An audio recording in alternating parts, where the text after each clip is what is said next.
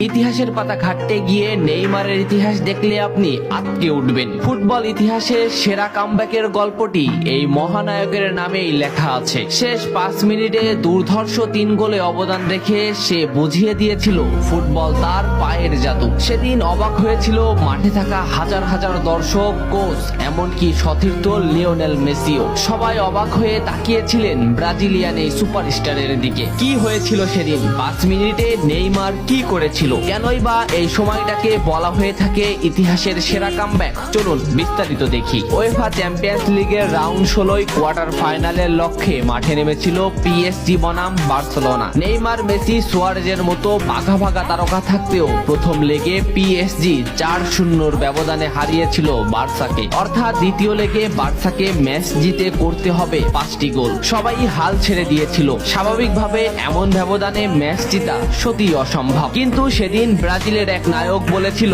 এটা সম্ভব, আমরা এটা করে দেখাবো। যেভাবেই হোক না কেন আমরা দলকে ম্যাচ জেতাতে চাই। 2017 সালের 8 মার্চ অনুষ্ঠিত হয় এই ম্যাচের দ্বিতীয় লেগ। ম্যাচের শুরু থেকে ক্ষিপ্ততা আর দক্ষতা দেখাতে শুরু করেন নেইমার। এই ম্যাচে যেন আবির্ভাব হয় কোনো এক নতুন নেইমারের। এই নেইমারকে তো কেউ চেনে না। ম্যাচের 3 মিনিটেই লুইস সুয়ারেজ পেয়ে যায় প্রথম গোলের দেখা। এরপর নেইমারের ক্ষিপ্ততায় একের পর এক আক্রমণ সাজাতে থাকে বার্সা। এদিন যেন নেইমারকে কোনোভাবেই আটকাতে পারছিল না পিএসজি। নেইমারকে আটকাতে একের পর এক ফাউলই বেছে নিয়েছিল তারা। ম্যাচের 40 মিনিটে লেভিনের আত্মঘাতী গোলে বার্সা পায় দ্বিতীয় গোলের দেখা। ম্যাচের 50 মিনিটে ক্ষিপ্ত থাকা নেইমারকে ডি বক্সের ভিতর ফাউল করে ফেলে দেওয়া হয়। এতে বার্সা পেয়ে যায় পেনাল্টি। পেনাল্টিতে গোল করে দলকে এগিয়ে নেন লিওনেল মেসি। তবে যেমনটা ভাবছিলেন এই ম্যাচের গল্প ফুটবল বিধাতা তেমন ভাবে লেখেননি। 62 মিনিটে বার্সার কফিনে শেষ প্যারাটা পুড়ে দেন এডিনসন কাভানি। এতেই স্তব্ধ হয়ে যায় ক্যাম্প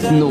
আশা ছেড়ে দেন বার্সা কোচ লুইস এনরিক। শুধু কি তাই, স্তব্ধ হয়ে যান লিওনেল মেসিও। তবে সেদিন একজন দমে যায়নি। নামটা কি কমেন্ট করে জানান। বার্সা গোল হজমের পর লিওনেল মেসি ম্যাচের সম্পূর্ণ দায়িত্ব দেন নেইমারের উপর। আবারও শুরু হলো খেলা। ডি বক্সের বাইরে নেইমারকে ফাউল করে ডি মারিয়া। এই পজিশনে 88 মিনিটে বার্সা একটা ফ্রি কিক পায়। তবে এই ফ্রি কিকের দায়িত্ব নেইমারের কাছে বুঝিয়ে দেন মেসি। শট করেন নেইমার এবং করেন অসাধারণ গোল। এই ফ্রি কিকটা বার্সার ইতিহাসের সেরা ফ্রি কিকের একটি হয়ে রয়েছে। এর 2 মিনিট পর সুয়ারেজকে আঘাত করে পেনাল্টি পায় বার্সা। পেনাল্টি নিতে আসেন নেইমার জুনিয়র। সেদিন বার্সা নেইমারের উপরই আস্থা খুঁজে পেয়েছিল। পেনাল্টিতে অসাধারণ গোল করেন নেইমার। এমন পরিস্থিতিতেও 5 গোল করে ম্যাচ সমতা এনেছে বার্সা। এর কিছু সময়ের পরে চলে আসে সেই মাহিন রক্ষণ। ম্যাচের এই মোমেন্টটা লক্ষ্য করুন। ডি বক্সের কিছুটা সামনে নেইমারের পায়ে বল।